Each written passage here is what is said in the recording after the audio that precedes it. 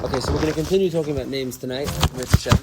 I actually want to start like this. On my way here, I was talking to my father-in-law, who just got back from Eretz Yisrael, and he went to a Mazal Orbach, and he was in a Mazal's apartment, and there was a person there who came to ask a shaila.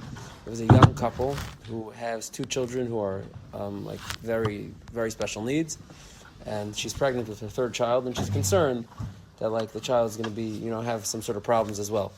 And Rav Israel, after they left, was telling over a little bit of the conversation, and he said as follows. He said that the mother and the mother-in-law of this pregnant woman, have the same name, and the concern they came to him was, does he think that the reason why they're having children with such special needs is because both mothers have the same names, because of Rabbi Yehuda Chassid, and if that is the reason, maybe he could suggest an additional name, and one of either the mother or the mother-in-law could add on a name.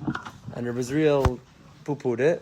He said, it's not the reason, but if you want the Eitzah, and this is really a Gemara in Brachas, he said, find someone else who's pregnant also, and you take their name and daven for them every day, and call them Mispal Bat Chaveri,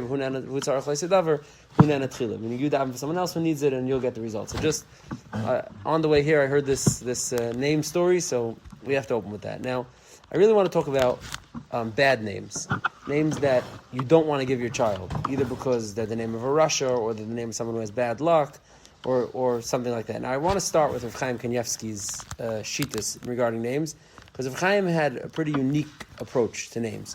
Mitzad Echad, we quoted a few weeks ago that Rav Chaim Kanievsky said that all the shidduchim matchups and all that type of stuff with the names, he didn't believe in. And additionally, at least in his younger years, when people would ask Rav Chaim if giving a certain name gives the child certain kaiches, do you have to be worried? Rav Chaim said no. So he said, so why do you name after people from previous generations? Lemaskeret ba'alma. It's just to remember them. That's what Rav Chaim said in the beginning. For many, many years, Rav Chaim used to say that, and lots of svarim brings up Shem Rav Chaim. Now later on in Rav Chaim's life, he seemed to have had some kind of metamorphosis on that point. And svarim from later on, for example, there's a sefer called Shemus Ba'aretz, which is all about Rav Chaim Kanievsky's name opinions. Rav Chaim says that names do have an impact on the person, which matches, more of the structure of the Chazals and the Arizal that we were talking about until now. Now, I want to open with Rav Chaim's particular shita. Rav Chaim held, and this is in writing, that all the new names, he says, Al Hashemis HaChadashim, Shalihoyu Me'olam, new names that never were, Lahamashugayim Himtziyam, very, very harsh. He says, the crazy people made them up. I am Bebereshis Rabbah, the Harishayim Al Yidei Shayim Akirin Es Yichusam, only back in the day when people had Ruach HaKodesh and they knew their yichus, could they name for ma'uros, could they name for things. We just name for our forefathers. We're saying, don't tell me that something, he was born this time of year, was born this, that, the other thing, some story about it, and therefore you give some sort of strange name. Names that are made up, it's Meshagayim made them up. Now, there's actually a story. Someone came to Chaim Kanievsky, and the person said, I just had a child. It's now Shabbat Shira next week, and I want to name the baby Shira for Shabbat Shira. And if Chaim asked him if it would be Parshas Para, would you name the baby Para? So, what's the difference with the Parshas? This is what Rav Chaim told him. So, Rav Chaim was very strong that naming for Me'ena Ma'ura or something like that is not the way to go. Now.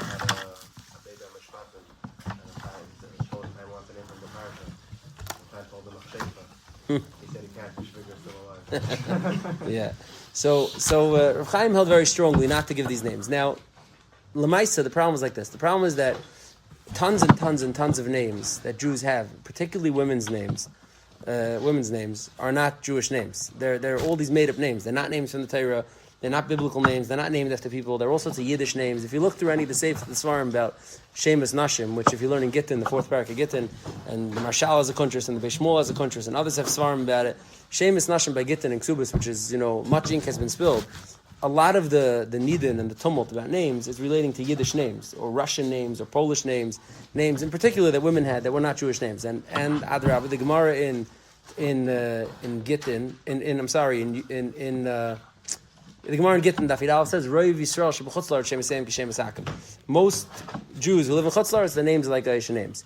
So the precedent is not like Rav Chaim, meaning the Metzias is that for Deiris, people were giving all sorts of made-up names to their children. Now, they asked Rav Chaim about this, and Rav Chaim said as follows. He says, Shema shematzu shechasav b'Gemara Shatanam v'Amiram Nikru. Shemus that we find in the Gemara that Tanam and Amiram were called. Efshel Krayakach. We could call with those names. Aval Hamtzi Shemus Chadashim K'moshi Yesh Harbe Hayom Zele Roi V'Alzei Yesh Raya Min Medrash. There's a Raya from the Medrash. You're not supposed to make up names. Now the Raya from the Medrash is that there's a Medrash that says as follows. Rav Yosi, it's a Medrash in Bereshis in Sefer Bereshis. Rav Yosi says, which we just quoted, Anu she'enanu makirim el sichuseinu anu mitzim l'shem aviseinu, which the Medrash seems to say we only do names like documented names. You want names that are continuation, names that represent the dar from before, not a brand new name. Now, Lamaisa, even in Rabbi Yossi's dar, which is the dar Tanoim in the Gemara, they were giving all sorts of other names. I feel in Rabbi Yossi's dar Alain, which is the Medrash, there was all sorts of other names. We've seen Gemaras with all sorts of names that these Tanoim and Amarim have had. So they asked Rav Chaim, and Rav Chaim gave like kind of a shver answer. He says, Masha Metzinu b'deris ha'koidmim, shekaru midas atzmam, Kinira Hoylem Sibas Shakaru. They had a reason. Alzein Kosha. Avmasha Bizbanenu, now in our days, Kairim Shemus Midas Atzmam Zain Roy Lasas.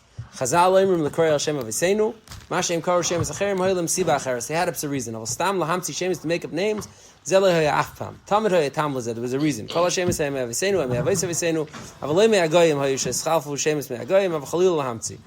You can't make it. So Rav Chaim is really just, I would say, sticking to his guns. Rav Chaim saying, I don't know, whatever the reason is, I can't tell you what the reason is. They must have had a reason. There must be a reason why they did it. It's not for nothing. Precedent seems to show not like this. This is not what you do, and that's it. Now, Lamaisa, I would say the Welt doesn't pass like Rav Chaim, mostly because today so many of these made-up names are names that your grandmother, your great-grandmother, your great-grandmother already had. The names, once they slip into the name stream, it only takes 2-3 generations for it to be a grandmother's name already. Svardi, it's even less, right? So meaning it's very easy for a name to make it into the stream. Once it's in, l'chayr it's in. Lamashal in the Gemara, there's an Amir whose name is Titus. Now Titus was certainly not a name you would be given. That's like naming your baby Hitler, right? I'm saying that's like naming the baby Hitler, but somehow that made it into the curriculum. So I would say Rav Chaim in his dar had a tremendous impact on this, and everyone at the table, I'm sure, knows the story, knows if someone who knows the story, if someone Rav Chaim didn't like the name, told him to change the name, etc. But Rav Chaim had a particular, really strict position on this, which is not, I guess I would say, is not really borne out by the Sugi D'Shmaitza, by the Stam Mashmoyes of everything. Now, but referring to names that are English names, or even like Jewish names, like Fega, which is even Yiddish names, even Fega already exists, but even that, even Rav Chaim had a problem with that also. Yeah. So now there is some limitations to names, and that's really what I want to talk about today, what we would call the bad names. So let's start like this. There's a Mishnah in Yuma Daf Lamed Ches that says like this: Ve'elu lignai. These are the people that Chazal remembered for bad. Shall Beis Garmu, the people of Beis Garmu, le'ratzu l'lamed es al ma'aseh lechem apanim. They didn't want to teach the rest of the Kehanim or Klal Yisrael how to make lechem apanim. Shall Beis Haftinos, le'ratzu l'lamed al ma'aseh akteris. They didn't want to teach how to make keteris. Hogris ben Levi, Hayidei Parak Bashir. He knew a particular song, v'le'ratzu l'lamed. He didn't want to teach it. V'em Kamtzer, le'ratzu l'lamed al ma'aseh aksav. He didn't want to teach how to write the Shem Hashem properly. Now, over here, the Mishnah says the punchline, Al Rishonim Nemar Zecha Tzadik Levracha. On the previous Mishnah that said about good people who gave over their skills to Klal Yisrael, it says Zecha Tzadik Levracha. Val Elu, and on these, Nemar V'Shem Risham Yirkov. On these, it says Shem Risham Yirkov, where the name of Risham should be rotted. Now, the Gemara in Lamed Chesam Beis brings as follows. The Gemara says, Shem Risham Yirkov. My V'Shem Risham Yirkov. What does it mean Shem Risham Yirkov? Amr Velazar, Rekvivius Ta'ala B'Shmaisan. Like mothballs should go in their names. Like a rat should go in their names. Why? Dahainu D'lei Maskinon B'Shmai. We don't call them their names. Masav Ravina has a kasha. Maisa B'Daig Ben Yosef. Daig was a Rasha, and you see there was a Daig Ben Yosef. Shenicha Av Ben Katan Lima B'Chal Yom V'Chulu V'Chulu. And the Gemara ends up telling that he has a tragic end. And you see that naming after a Rasha has very, very bad outcomes. Now, Ad Kedei Kach, that the Chassam Sofer says that the reason why Kairach became Kairach was because the first person who was named Kairach was Aluf Esav. He was one of Esav's Eniklach. And Kairach was named the same name, or named for an Aluf Esav.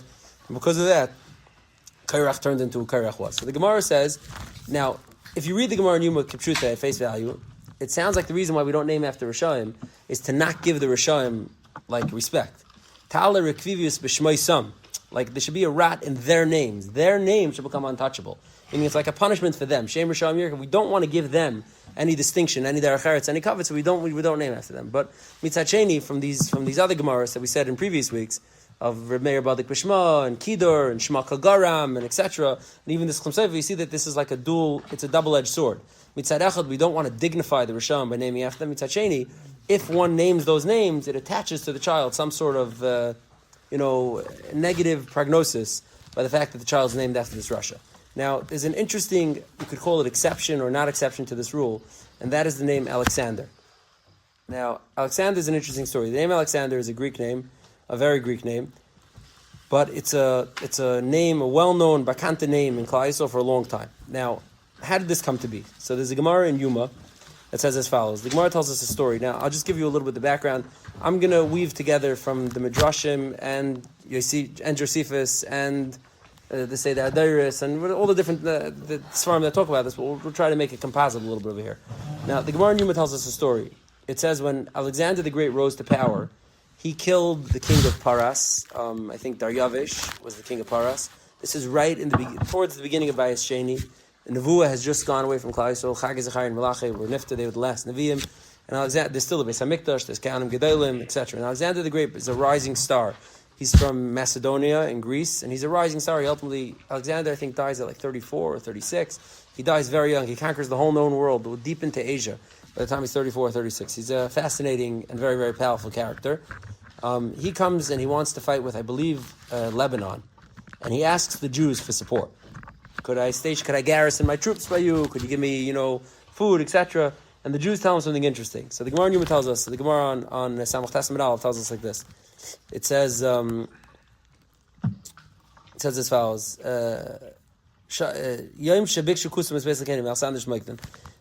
So the actually Gemara doesn't give us the beginning of the story. So they came and the Jews told him, we have a deal. When the Persians let us go back home to build the Beis Hamikdash, they made a condition with us that we have to be totally non-militaristic. Like we have to be totally disarmed. We're not allowed to involve ourselves in weapons and wars. We're like Switzerland. That's what the Jews told them. We're Swiss. We're off limits over here. Alexander was not happy with them. He ended up, billeting his troops with the Kusim, and he made some sort of deal with the Kusim. Now, it took him 6 years to solidify his kingdom and to finish battling. When he was done, he came back, and Alexander, if you know the history of Alexander the Great, this was something that he did always. Alexander was a winner. Alexander always won. He died young, because he just dropped dead, he got sick. But Alexander was a winner, and he had a very simple thing. He would come, and he was civil. He wasn't a barbarian. He would offer you to join his team. Those who did well. If you didn't, he would always come back around when he was done, whatever campaign it was, and finish off whoever it was that didn't help him. This is something that happened throughout Alexander's history many times. We're not doing global now.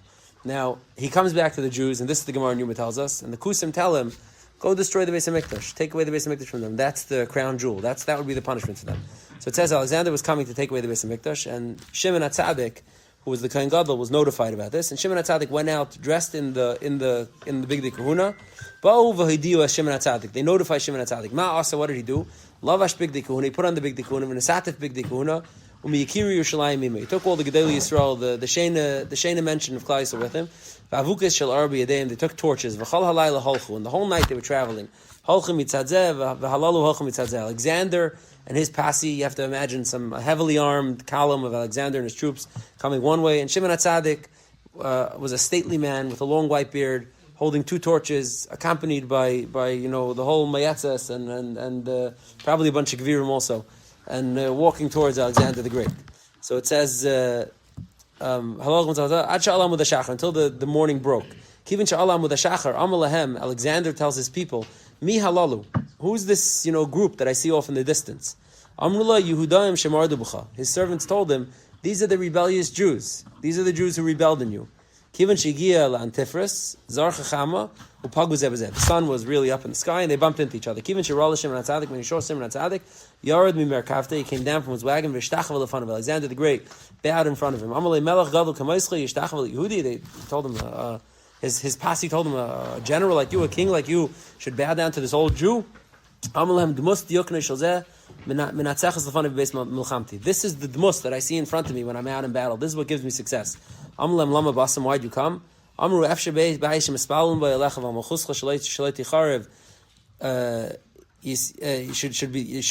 destroyed by the Evdik. This house where we daven for your well-being, where we say the Hanais and Shulam Malachim, where we daven for you to be successful, should be destroyed. So Amalehem mi halalu. Who are these people conspiring against this house that works in my benefit? Amalei kusim halalu sha'imdim lefanecha. Amalem areim kimsurim b'yadechem, and Klal Yisrael was able to kill out the kusim who were bothering them. And this day became like a Yom Tov, and it's in the Megillas Taanis. Now the Gemara leaves off this story; it doesn't tell us anything more. In other sources, some Rishonim and in Yosifin, it says that Alexander the Great wanted some sort of token from Klal Yisrael, and he asked them to put a bust of Alexander the Great in the Beis Hamikdash. Now Shimon HaTzadik was thinking on his feet, and Shimon HaTzadik said, "No, I'm not going to take a bust of Alexander the Great. We're not allowed to bring a tzelem into the Beis Hamikdash. But what we'll do is, and there's different eschayos depending on which version you come from, we'll either name all the male kaihanim born this year, or all the males born in Klal Yisrael B'chlal, the name Alexander. Now, and because of this, the name Alexander became exceedingly popular, because like we said, it doesn't take very long for a name to get into the stream. So if you have, this is like 1979 in Satmar. All the Yolis, I'm saying that's, it takes it's one class, right? It just takes one grade to make a name. That name will be around now for hundreds of years, of grandfathers and great, like till, for hundreds and hundreds of years. So Alexander's the same thing. It was the one class of the year, 763 BCE. I'm making that off the top of my head, but I'm saying, that 1 year, where everybody got this name, and then Alexander, the name became popular. Now the shaila is, what do you say?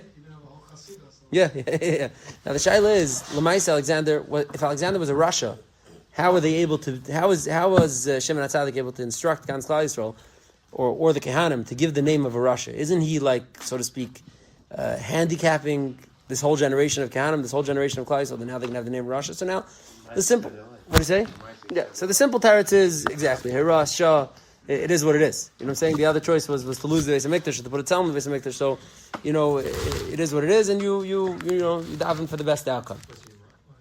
So that's what I wanted. So I was thinking, here's the problem. So what he's bringing up was he a Russia? Now Alexander definitely had a lot of blood on his hands. He was a very violent man. There's no question. Alexander was a very violent man.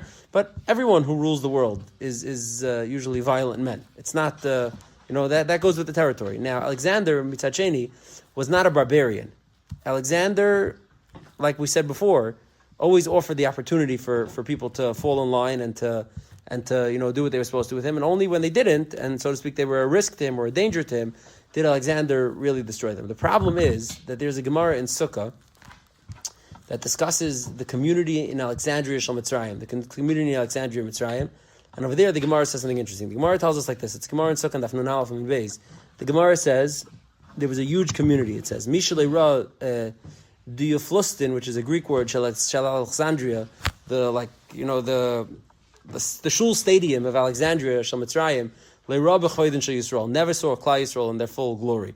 Amru kimin besilki gedayla haisa, stiv legabe stiv, layer on top of layer, pam shayba shishim riboy, 600,000 Jews, kiflayim kates Mitzrayim, vayba ayin alef katadroy shel zav. And the Gemara goes off on a whole discussion, a whole detail of the beauty and the grandeur of the kila that they said that they had over there. And the Gemara ends off over here and it says as follows. The Gemara actually says a very interesting thing, the way they sat there. Maybe this is something to think about. Shul should think about this. It wouldn't help with the shmuzing, but it might help with other things. It says the minig that they had in that shul was nobody sat intermingled.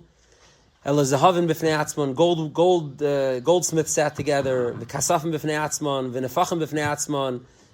Every umnis sat with each other, so that if you needed, to make connections, it was one big business conference. He said it doesn't help with the talking; it helps with parnasa, which this is what the Gemara says, and then the Gemara ends up saying like this: Amar Abaya, v'kulu katlinu Alexandris Moiktin. All of these people, Alexander the Great murdered. And my time, Yanshu, why were they punished? They weren't supposed to live in Mitzrayim. Now, if we want to suggest that Alexander Moiktin was not a Russia, how do you reconcile this Gemara? According to this Gemara, Alexander Moiktin massacred a very, very large community of Jews, possibly 2 million Jews, or whatever, like the largest diaspora community of Jews in the world. Oh, very good, amazing. So the Gemara, the problem is, well, let's just say why the exchange is important, is that the city of Alexandria is named for Alexander the Great. Alexandria is Miloshin Alexander the Great. That's who founded the city. Alexander the Great, in the history books and etc. in Yosifin, is not the destroyer of Alexandria. He's the founder of Alexandria. Alexandria was a little fishing village in Egypt. It was nothing. Alexander, when he captured Egypt, he made that into a big place. He opened a library, and it became extremely popular. And for several hundred years, it was ultimately destroyed by the Romans when the Romans took over after the Greeks a few hundred years later, and they did massacre the Jews who lived there. The Goin and Yaakov Emden and others, some more explicitly for this reason, some just don't say why they're being it. The Goin's Magia instead of Alexander Moikten, he says it's Tarquinius, which is a Roman name. Alexander Moikten is a Greek name. Others, that Barbanel says there was more than one Alexander. This is not the Alexander Moikten. So if we're alediking this Gemara in Sukkah that this wasn't the Alexander Moikten that we're talking about, then it's possible to say that Alexander was not a Russia. He was a brutal man, but he was a capable man. He was an honest man. And Ad Kedei Kach, and this has to do with our Parshas, so I'll just share it. It's just taking me longer to get through the generational name. Alexander the Great. Or Alexander, so Yeah. it became like every pope. Yeah, once he was Alexander's from like the top few humans to ever walk the earth. I'm saying he's from the top few most successful humans to ever walk the earth. I think, yeah. So I'll just share one more thing about him. If we're talking about him as potentially not being a Russia, is there something interesting? There's a Gemara in Psachim that talks about a court case between the Jews and the Egyptians. The Egyptians in later generations came back and sued the Jews for cleaning them out after Mitzrayim. The Gemara says when Klal Yisrael left Mitzrayim, so it says Asu Isaac, what's the sprach? Kimitzuda she'ein le'dagim, right? They made it like a net that has no fish anymore. When they cleaned it out, all of the bizas, all the spoils of Mitzrayim. What do you say? So they took everything. Everything that we took. So they came to the Egyptians, and in Alexander's court, they sued the Jews and said that here, it's a whole arichas. They sued the Jews. I should really give a share just about this lawsuit. It's interesting. They sued the Jews, and Alexander entertains the lawsuit, and ultimately the Jews say that it's not fair to say that we deserve to pay the Egyptians. The Egyptians should pay us because we worked for them for so long and tally up overtime and union fees and everything. They owe us much more money than we owe them, and it's only fair. Now, I have a sefer here called Elef Dar. It's a fascinating sefer, Gada. He does a tally over here of doing the math from the Gemara. It's a Gemara Psachim. He does the math. I think it's, how many zeros? What is it? 12 zeros? 61 trillion, 920 billion shekel. So depending on what the exchange rate is what Alexander the Great decided that the Egyptians really owed the Jews, and therefore let's call it a wash, and don't come back for money. So again, Alexander in this context is not a Russia. Alexander in this context is actually like vindicating the Jews. There's more Gemaras that show Alexander was wanted to know the philosophy of the Jews. There's not a Chazal, but Rishonim that say that Alexander took some parts of the Torah, some parts of Chachma, and brought it back to Aristotle, who was his Rebbe in Greece. So Alexander, l'chayr, is a mixed bag, and maybe it's not fair to call him a Russia. So probably the resolution is that Alexander wasn't a Russia. He wasn't a Jew, and he maybe wasn't a Jewish hero, or someone that should be venerated by Klal Yisrael, but he was not a Russia.